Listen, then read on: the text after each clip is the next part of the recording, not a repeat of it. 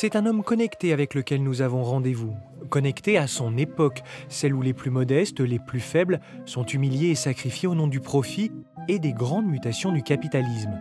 Depuis plus de 30 ans, Ken Loach porte une voix singulière et nécessaire, celle d'un cinéma naturaliste dans lequel il fait entrer le monde et ses problèmes. Un monde incapable de réformer la société. Profitant de son passage au Festival Lumière à Lyon, nous ne pouvions pas manquer ce résistant humaniste dont la conscience se penche sur ses semblables comme celle d'un frère aîné, avec le sens des responsabilités, et dont la noblesse du cinéma a déjà été récompensée par 2 palmes d'or pour Moi Daniel Blake et Le vent se lève. We've talked about this. You could go to uni. Go to uni? What, and be like Harpoon's brother, 57 grand in debt, and what, working in a call centre now, getting smashed every weekend just to forget his problems. Of course. Yeah, but it don't have to be like that, does it? There's some good jobs out there. Good jobs? What good jobs? Well, there is if you just knuckle down. Give yourself some options. You know, otherwise, you're just going to end up like... Well, What, I don't like you? know. Oh, fucking nice. Seb. Do you really think I want that? Really? Yeah. Oh yeah, of course I do, don't I? I want to be like you. Yeah, going from shit job to shit job, working Okay. 14 hours a day, having to put up with everyone else's shit, going from one shit job to another shit job. You're just going to end up a skivvy. A skivvy. It's your choice to be a skivvy, isn't it? A skivvy doesn't come to you, you go to it. Right? Do you know what? Fuck this, I'm going to bed. Go on then. Yeah, fuck off. Fuck you. Bonjour Ken Loach et merci de nous faire le plaisir de cette rencontre. Je sais que vous comprenez le français. Oui, Ouais. merci à vous aussi. C'est un grand plaisir d'être dans cette chambre très historique et très belle aussi. Oui, la chambre du père de Auguste et Louis Lumière. Vous êtes un habitué du festival Lumière. C'est un festival incroyable parce que c'est un festival qui ne juge pas. C'est un festival qui invite des talents à dire ce qu'ils doivent au cinéma classique. Parce que le cinéma a une histoire. Et moi, j'aimerais savoir quelle relation vous avez, vous, avec l'histoire du cinéma. Quels sont les films classiques qui vous ont fait rêver, qui ont nourri votre imaginaire en tant qu'enfant? I'm not a great historian of cinema, I'm afraid. I should be, but I'm not. But the films I saw when I was young, which were classic films, Yes. the films before the New Wave, the French films, Renoir, and as I saw in a small cinema in my hometown of Nuneaton, which is a small industrial town in the Midlands. And although it's just a very unremarkable town, it had 6 cinemas in a small town, and now it has none. Oh. But there was one cinema that showed films from Europe, and there I saw French films and Italian films mainly. And the films I remember particularly were the Italian neorealist films. Yeah. De Sica, De Sica en particulier. Ouais.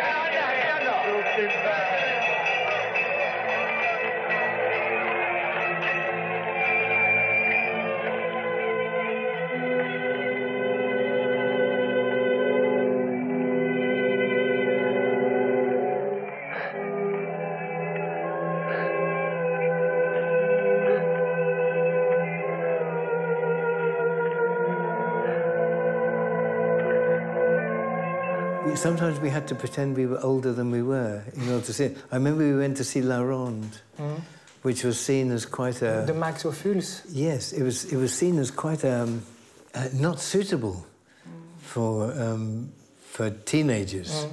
So we had to stand on tiptoe and look older in order to see it, but I remember the film. I remember the film well. Martin Scorsese, qui est un tout petit peu plus jeune, de 6 ans que vous, dit que c'est pendant l'adolescence qu'il a fait la connaissance des grands cinéastes. Et il a compris que les grands cinéastes étaient en Europe. Ils avaient pour nom Fellini, Bergman. Est-ce que vous c'est à l'adolescence que vous avez fait cette expérience-là des grands noms du cinéma? Yes, well, I was never attracted to American cinema.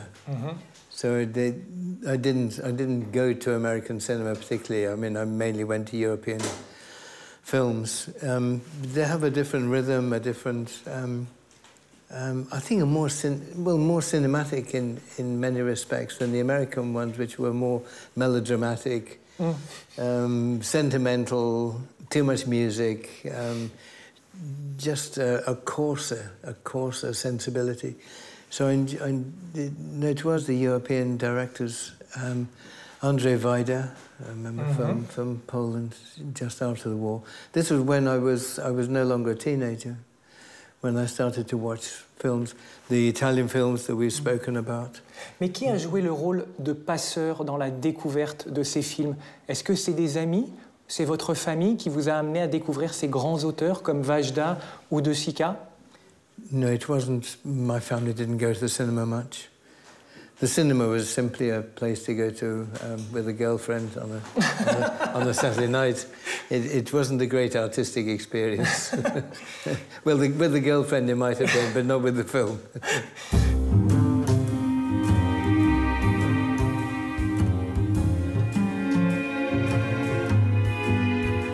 Pour le spectateur que je suis, Losey, Michael Powell, Carol Reed sont les grands noms du cinéma anglais. Est-ce qu'ils ont nourri votre éducation du cinéma? Est-ce que vous aimez ce cinéma-là anglais? I think we made films in a way to establish a different kind of filmmaking to that. When you're young, you rebel, you know. When you're young, you think, change the old, yes. We need something new. And I worked with a group of people, and so you develop a collective idea. And our feeling of those British films was that they don't represent us. Okay. That's not a life we know. They don't reflect the lives of the people we know. They don't reflect the lives of our families. We don't recognize those locations. It was a bourgeois cinema with film stars who we couldn't relate to. Speaking a language that was different to ours. And our view of cinema was that it should be different. It should represent stories that people knew, not some fiction that was there simply to entertain them. This was different. So I think we made films in opposition to those names you've mentioned. I mean, we tried to take inspiration directly from the people we were filming. You know, so not have a cinema reference, but have a reference in life. Okay.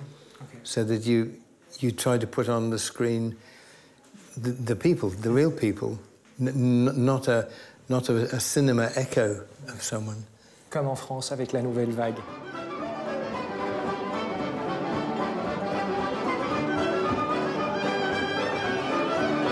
Dans un de vos précédents films, Jimmy veut inventer un lieu de liberté où la musique, la joie, le désir, la pensée peuvent circuler sans entrave. Je me demande si c'est pas la plus belle définition du cinéma. Yes, well, it is, and in a public space as well. That was very much the principle of Jimmy Gralton, who it was his hall that he built. It should be a place of celebration. It should be a place of fun. It should be a place of enjoyment, but it should also be a place where you know, the most important things in your collective life, you discuss, you talk about, you argue over, you have different opinions, you maybe clash, but it's done in a good spirit. And so that's why it's always nice to see a film in the cinema. You know, I mean, I can't watch films at home on a TV screen. You know, the Netflix and Amazon, they don't get my business. It's not where I want to see a film. I want to see a film with other people. Yeah. Not eating at the time, I hope. not destroying the soundtrack with a crunch. And not on their phones, you know, but just looking at the screen. So That's how I think we should see films. And particularly now public spaces are declining. You know, like, I don't know if it's the same in France, but in England, the public spaces, the libraries, the communal spaces where people met are disappearing. Yeah. So cherishing cinema is important. Avec votre nouveau film, Sorry We Miss You, qui est à l'affiche, vous continuez de mettre en scène la cruauté de notre société. Et en cela, je trouve qu'il y a des points communs avec Fritz Lang. Pourquoi? Parce que de Métropolis à J'ai le droit de vivre, l'un des thèmes qui revient souvent dans le cinéma de Fritz Lang, c'est la lutte contre la fatalité. Il n'y a qu'une chose à faire, il faut se battre contre le destin, dit Fritz Lang. Ce n'est pas tant le résultat du combat qui compte que le combat lui-même. I know I was wrong, Mr. Williams, and I'm sorry. Won't you please give me another chance? You don't realize what it means to me if you don't give me my job back. Hello?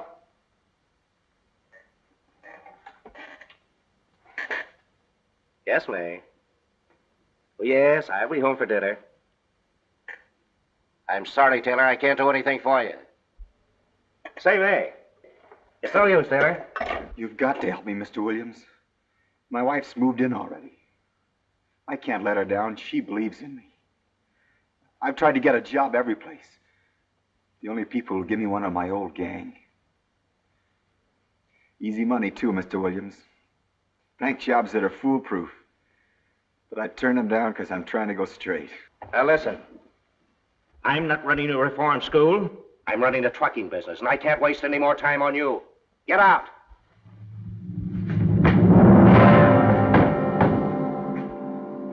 And I wanted to go straight. J'ai l'impression qu'il y a ça dans vos films, le combat. Est-ce que vous pourriez être un cinéaste languien quelque part? Well, the struggle is essential, but there's no point in struggling if you're going to lose. I mean, the struggle that we're talking about it's not a mythical struggle. It's a struggle for very concrete ideas. It's a struggle to have a decent job where you a proper wage. That's a very concrete struggle, and you need to win it. And I think one of the functions of cinema is to, or can be, to tell these stories of this struggle, and why it's important, and give it a human face. Because when politicians talk of a struggle, they talk in statistics, they talk of grand facts. But what cinema can do, it can show you a real person going through that struggle, like the man who has his bicycle stolen in Bicycle Thieves. Yes.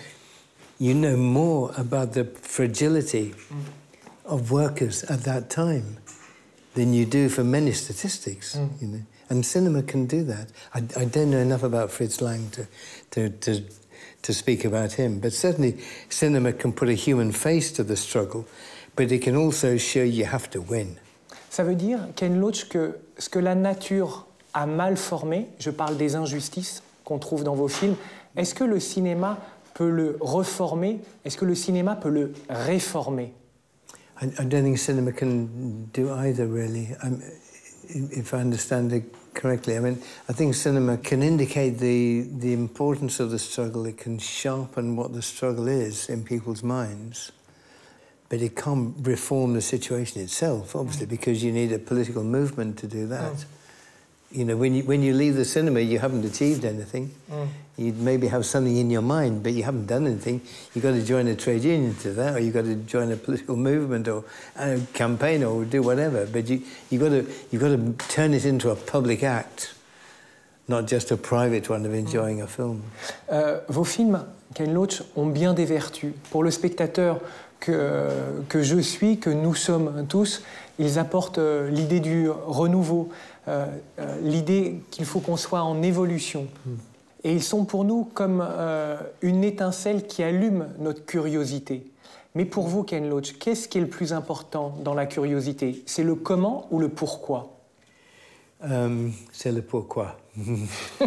Because it's...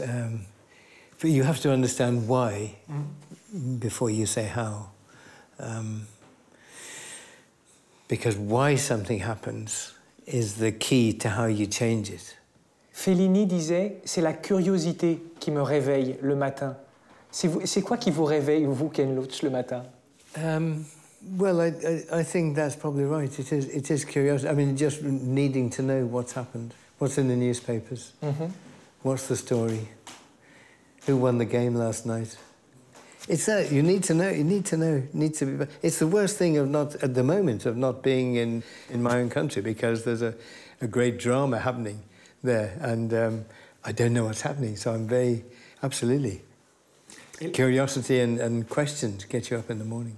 Et la dernière question, Ken Loach, certains metteurs en scène regardent un sujet, c'est ce qui leur donne envie de filmer, pour se rapprocher de quelque chose qu'ils regardent. Pourquoi filmez-vous? Well, I mean, filming is, in a way, itself is a metaphor for why you need to film, because the process of filming is the interaction of light onto celluloid.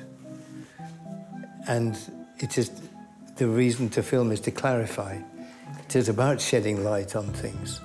It's shedding light metaphorically and also shedding light literally when you film on celluloid, which we do. Ok, merci beaucoup Ken Loach d'avoir pris un peu de temps. Merci à vous.